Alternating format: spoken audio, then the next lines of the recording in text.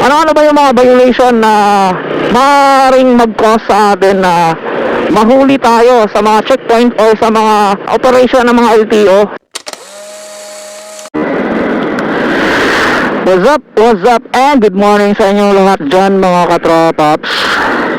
Again, with this vlog, and welcome na naman sa isang panibagong vlog, panibagong content sa araw na ito. So let's go! So dito tayo dadaan.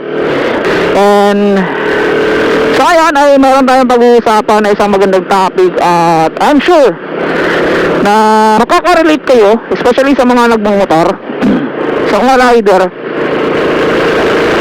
So ayan, so ano ba ang pag-uusapan natin? So today's topic is all about ano ba yung mga violation na maaaring mag-cause sa atin na mahuli tayo sa mga checkpoint o sa mga operation ng mga LTO sa daan. So ano yung mga violation na yun pala magiging cause na paparahin tayo ng mga LTO o mga LTO deputies na nanghuli sa daan.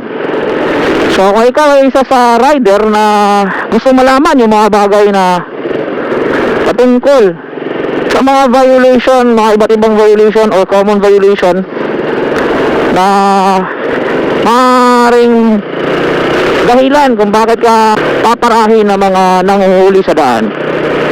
So panoorin mo ito, baka ito yung mga sagot sa katanungan mo.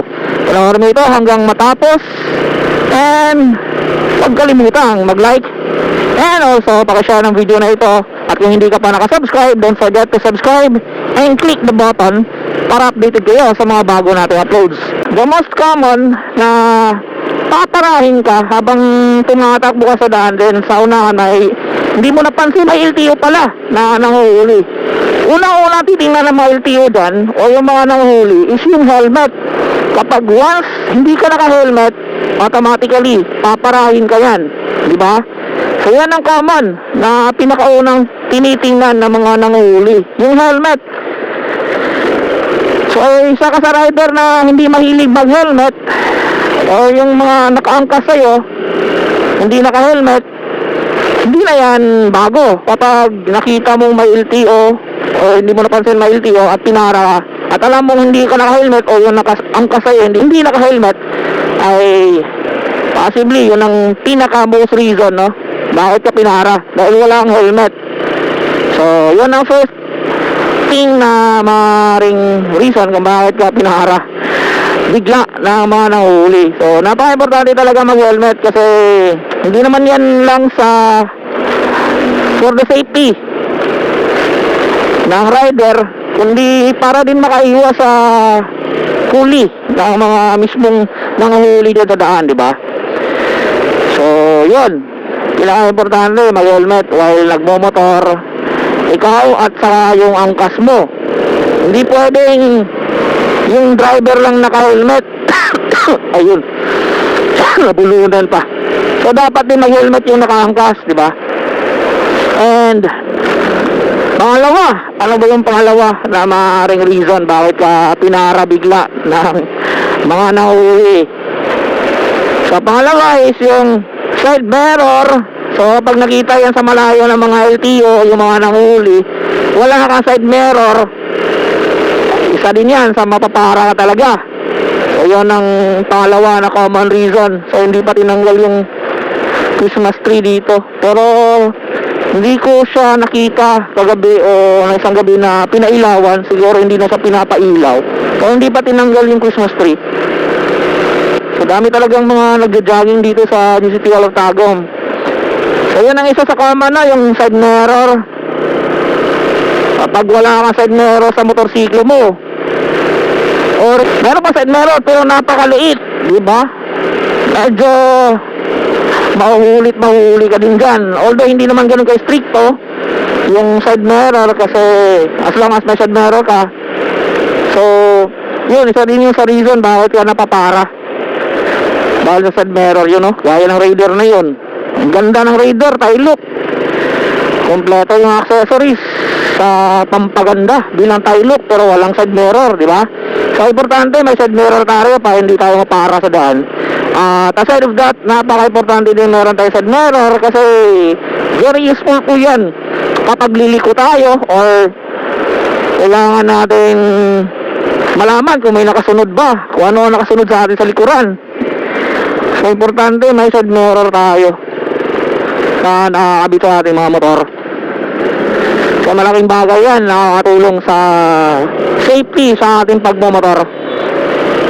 So yan, sino ba yung mga rider na nanonood dito sa na hindi mahilig maglagay ng side mirror sa kanila mga motor?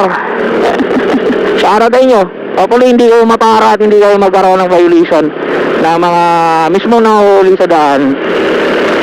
So ayan, yung visible na makikita ng mga LTO sa'yo sa malayo pa lang, especially kapag gabi, unang-una dyan na makita nila is yung ilaw ng motorsiklo mo sa harapan. Lalong-lalo na kung hindi siya prescribe yung ilaw na nakalagay sa mismong motorsiklo mo.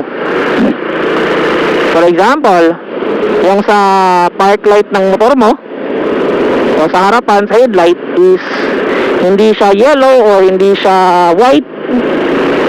Pag palagay natin, nilagay mo is red kasi gusto mo yung red pati sa harapan nilagyan mo ng red na kulay ng ilaw. O pagpalagay din natin blue, matik yan, mapapara ka yan sa mismong checkpoint o sa mga operation ng LTO. Sa malayo pa lang kitang kita na, violation ka na yan. So yun, at alam nyo ba magkano yung magiging violation fee mo dyan sa pagkabit ng hindi prescribed na ilaw sa harapan? So sa headlight 5,000 po yan yung violation dyan sa unprescribed ng ilaw sa harapan. Kung nilagay mo dyan blue, pink, kahit anong kulay, basta hindi siya white o yellow sa harapan ang nakalagay, ay automatically yan mapapara dyan. At saka aside of that is yung mga over na o yung maraming mga ilaw na nilagay sa harapan ng mismong motorsiklo, diba? Marami kasi ako nakikita din ng mga rider at saka mga motorsiklo na sobra-sobra yung nilalagay ng mga ilaw sa harapan. So, for example, is yung mga accessories din ng mga ilaw is sumobra. Dapat dalawang ano lang yan yung prescribed na accessories, auxiliary lights na ilalagay mo sa harapan. Pag sumobra ka dyan sa dalawang auxiliary lights na ilalagay mo is mapapara ka dyan kasi sobra na. So sa dalawang auxiliary sa gilid-gilid or ikaw na bahala kung paano mo ilagay, as long as meron lang siyang bawat isa is merong bulb or lights na 3 ata to 6 siguro, parang 6 sa pagkakalam ko, bawat isa 6. So kung sumobra dyan ay automatically mahuli ka, diba? So tumataginting na malaking violation din yan. So yan ay isa sa reason dahil tayo napapara agad sa malayo pa lang, kitang-kita na. Then next one, anong mga violation na possible na maaari kayo mapara agad?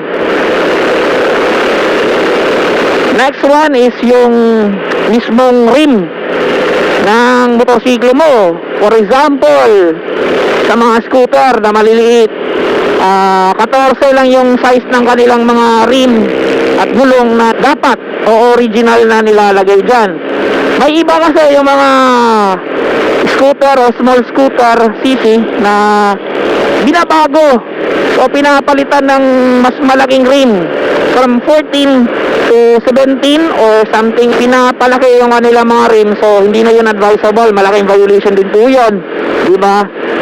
So as much as possible, kung pagpapalit ka ng rim ay kung ano yung disenyo. For example, kung 14 lang yung size ng mismong rim na nilagay originally ng motor mo, is dapat ganun din yung size na ipapalit mo, hindi yung from 14 to 17 ba ganon, o from 17 down to 14 yung pinaliit mo. So bawal po yun.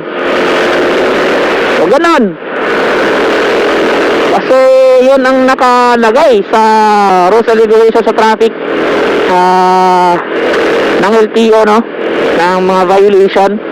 Saan bawal po tayo magpalit ng hindi naangkop na size na rim ng motor mo. So kung 14 yung rim ng motor mo, ay dapat kung magpapalit ka, kung magpapaganda ka, 14 din ilalagay mo na size na rim. And kung 17 naman yung size ng rim mo, ay dapat yun din ang ilalagay mo na ipapalit mo sa rim mo. Dapat same size lang, di ba?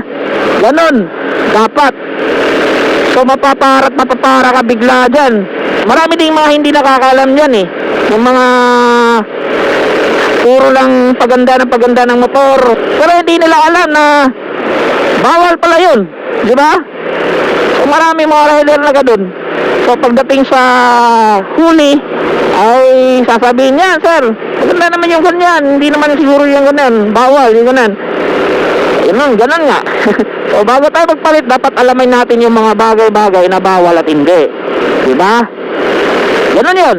So yung rim, dapat hindi pinapalitan ng ibang size na rim kung magpapalit tayo. So same size lang din dapat yung ilalagay natin kahit anong rim pa yan.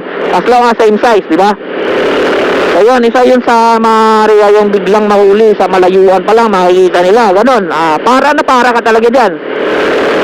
So another thing, yung panghuli, yung mga naka-tsinelas. Sa malayo pa lang kung makikita ng mga nanguhuli o yung LTO, eh kung naka-tsinelas ka, automatic yan, mapapara ka. At saka yung naka-crooks ngayon is parang bawal na din, pero hindi naman ganun ka stricto ang mga LTO at saka mga nanguhuli dyan sa about sa crooks. As long as kabit yung strap, pero actually may nagsabi na yung sa LTO talaga na LTO officer, yung Crocs ngayon is bawal na talaga. So dapat close shoes ang gagamitin. Ayan, yan ang isa sa reason bakit tayo biglang napapara sa malayo pa lang, di ba? So yan ang mga dapat natin iwasan na mga violation. Kahit alam natin may lisensya tayo, kompleto tayo, pero pag ganun makikita natin wala tayo sa mga sinabi ko, automatically mapapara ka. Kaya kung nagustuhan nyo ang mga video na ito, yung mga information na gano'n, mga simpleng common reason bakit tayo mapapara bigla sa daan ng mga nanguhuli.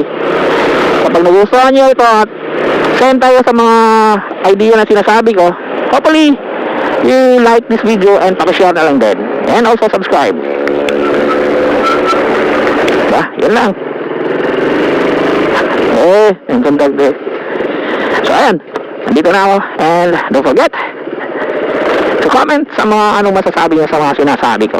Once again, this is Rod Business Black. Lagi nasasabi, always pray before you ride safe always, mga amiga. Peace out. Bye-bye.